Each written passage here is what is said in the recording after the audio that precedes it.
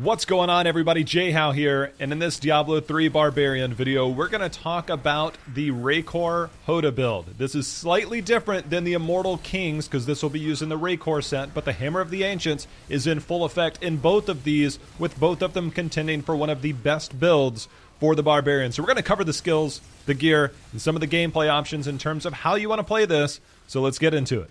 For your skills, Hammer of the Ancients with Smash. This is going to give you an extraordinary amount of damage. We're going to talk about how and when to use this, but this, being a HotA build, is going to be where a lot of your damage comes from. We'll talk about this when we get to the gear and some of the gameplay style, so we can talk about that in a bit. Furious Charge with Battering Ram. This will do some damage, however, this isn't going to be your primary source of damage.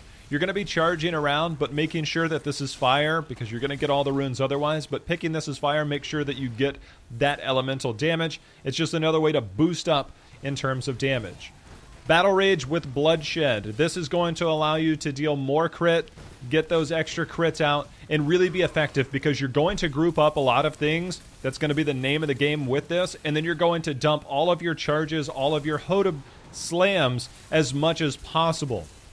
Ignore Pain with Ignorance is Bliss. We'll talk about one of the alternatives when we get to the gear, but this gives you that life per fury spent, which is one of those things that you're going to need. You'll get that fury back, but this also gives you the availability to stay alive. This is better than trying to go with some alternative here, but you're going to need high cooldown reduction to make sure you have this. We'll talk about ways you can get that on the gear. Threatening Shot with Demoralize. Now, since most of this, and we'll start to get into this now, since most of this build is a matter of charging around large areas and then grouping things up, you want to taunt them so that they will follow you into an area. You're going to group things up as much as possible, and then you're going to bring down that hammer with the Hammer of the Ancients and try and kill everything in one general area. It's different than other builds to where you can just go through and smash everything in sight. This is a group everything together, then kill it.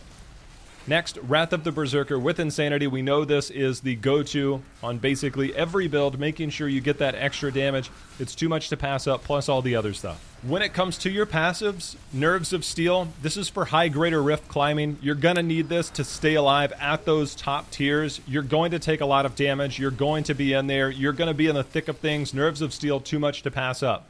Boon of Bolcathos. There has been some alternatives in the past to going this, but making sure you have that permanent uptime or almost permanent uptime of Wrath of the Berserker is pretty important. The extra damage and everything that you're going to get along the way, it's crucial to those high Greater Rift climbs. Again, for high Greater Rifts, Ruthless is a good pickup because you deal additional damage to enemies below 30% health. This does help you at those high Greater Rifts. You're going to be whittling them down. You want to finish them off, and you want to get moving. So that additional damage that you'll get for essentially a third of their health, very important to that.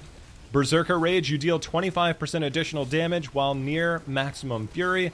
This, you're going to be at max fury a lot. You're going to dump a lot of that fury with the HotA. There will be some things that are contingent on others when we talk about what's in your cube, but for the most part, these passives will get you by. There has been some alternatives in the past when it comes to swapping out for some other ones, so we'll see maybe in the future if this changes, but for now, going into Season 16, this is where it's at. So one of the cool things with the latest patch is quite simply that a lot of sets got buffed, and a lot of them buffed in a big way.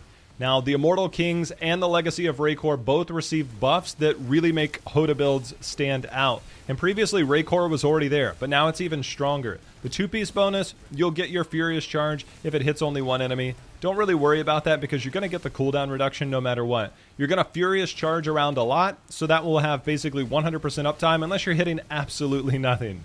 Furious Charge gains the effect of every rune and deals increased damage. Now, I mentioned earlier you want to make sure you pick the fire rune because your main source of damage is fire, and it does depend on what rune you take for that to be the elemental damage, but it does gain every other rune, and that's all that matters.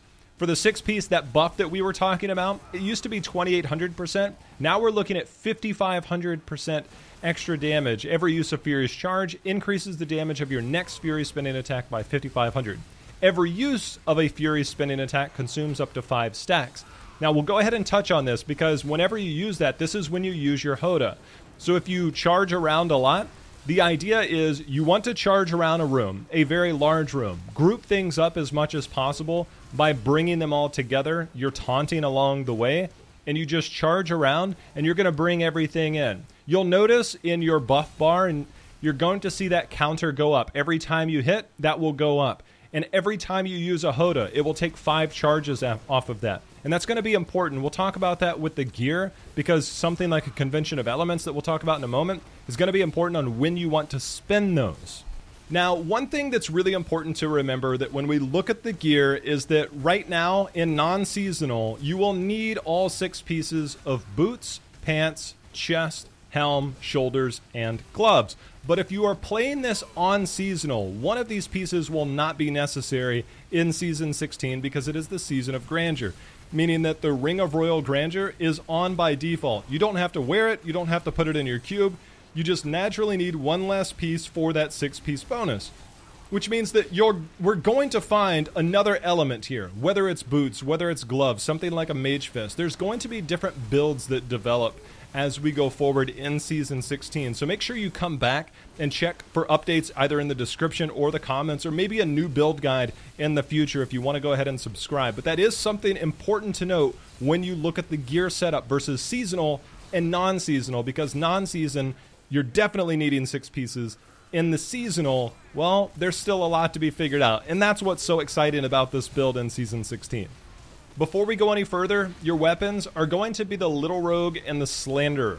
This is Istvan's paired blades. Each time you spend primary resource, gain 6% increased attack speed, damage, and armor for 5 seconds, stacking up to 5 times. Since the idea is to group everything up and then unload everything all at once, this is how this set really came into play. So you need both swords here to really get the value out of this. You get the attack speed, the damage, and the armor because you're going to stand there, bring that hammer down, and you want to dump that as fast as possible. Kinda. And we'll talk about that in a short bit, but this is one way to make sure you spend all of that, you get the extra damage, and it does really well paired with the Raekor set. Now, one thing that we mentioned with the Ignore Pain is having uptime, cooldown reduction. Pride of Cassius increases the duration of Ignore Pain by up to 6 seconds. You want 6 seconds on this. Yes, some of the other stats are great, but having 6 seconds means that you have less cooldown reduction necessary to have 100% uptime. This is pretty crucial to have that cooldown reduction.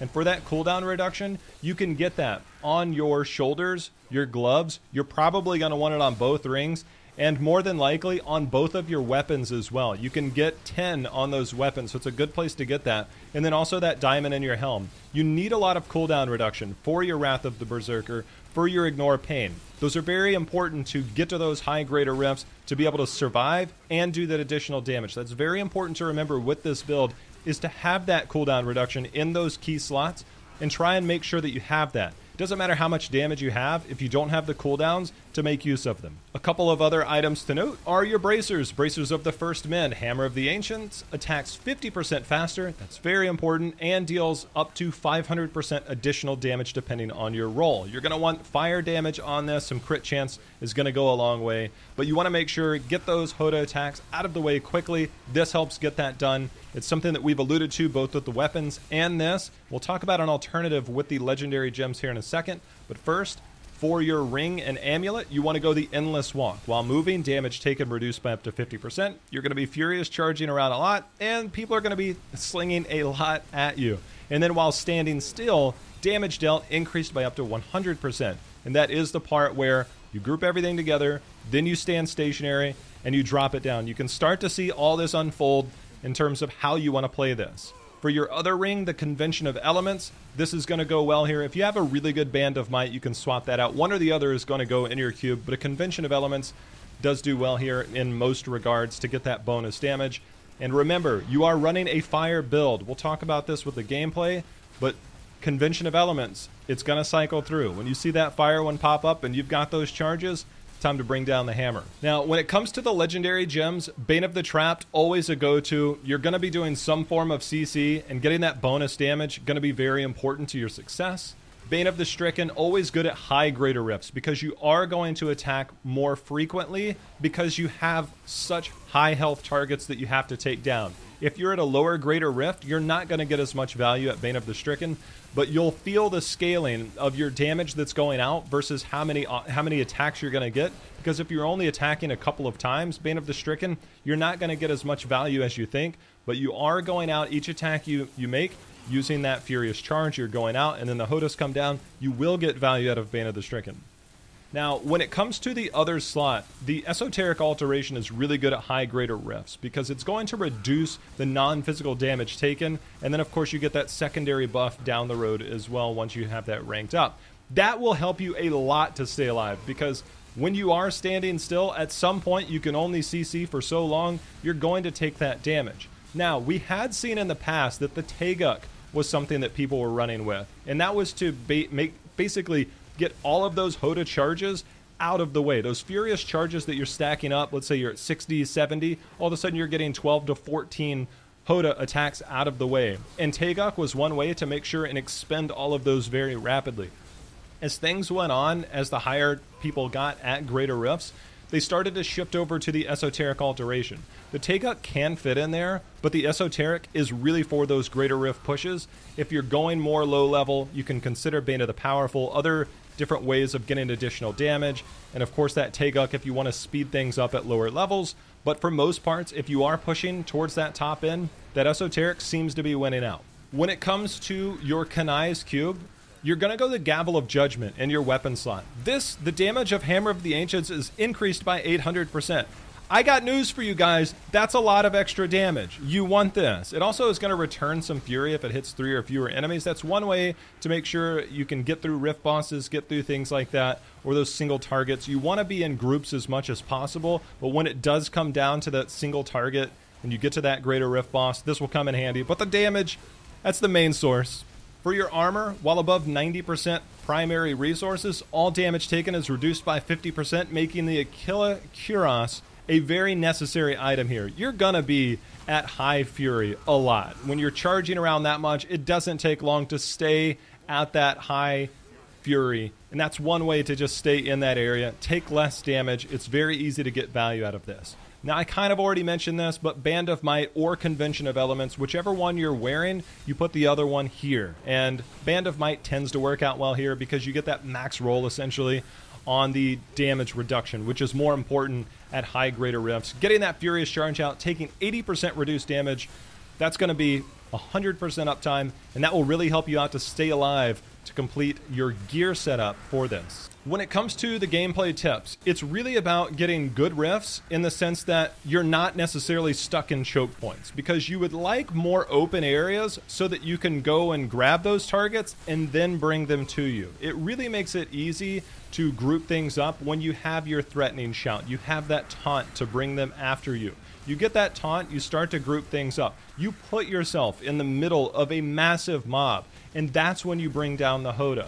One thing that you'll start to get used to as you go through it is understanding that once you group it up, you have to keep an eye on your Furious Charge stats, which is looking in your buff bar right above your talents or your skills, so you can see, okay, if it's a multiplier of 5, I know that I have this many attacks. If it's 50, you know that you've got 10 attacks to bring down. If you didn't go Taeguk, it does attack much slower than you would with the Taeguk, but it's not so slow that you're basically encumbered.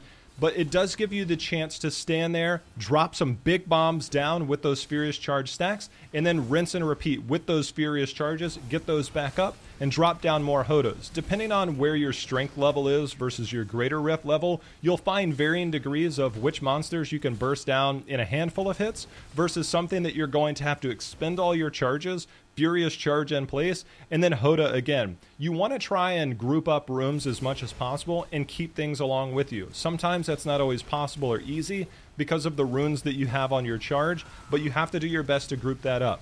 Now, a key element is the Convention of Elements. I mentioned this before.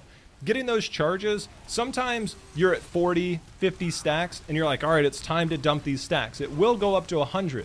But then all of a sudden you look down and you see that Convention of Elements. It will be cycling the element. Once you get through a few and it shows red that it's fire, since you're doing fire damage, getting that bonus damage whenever it's on that element, let's say you're at 30, 40 stacks. It's better to just get those HotAs out of the way for that elemental damage, to get that huge burst of damage from the convention.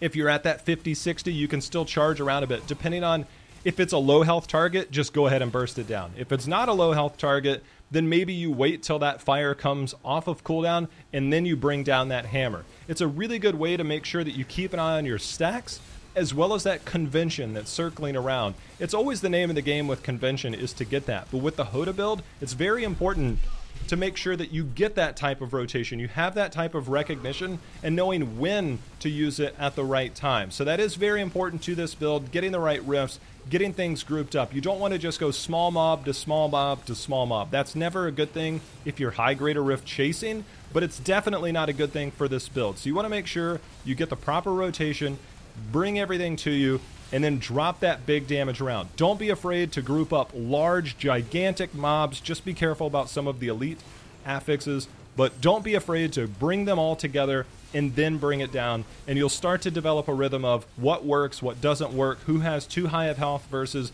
this is the proper group. You'll start to get used to it. It does take some getting used to in terms of grouping, but that's generally how you're going to play this Raekor HotA build.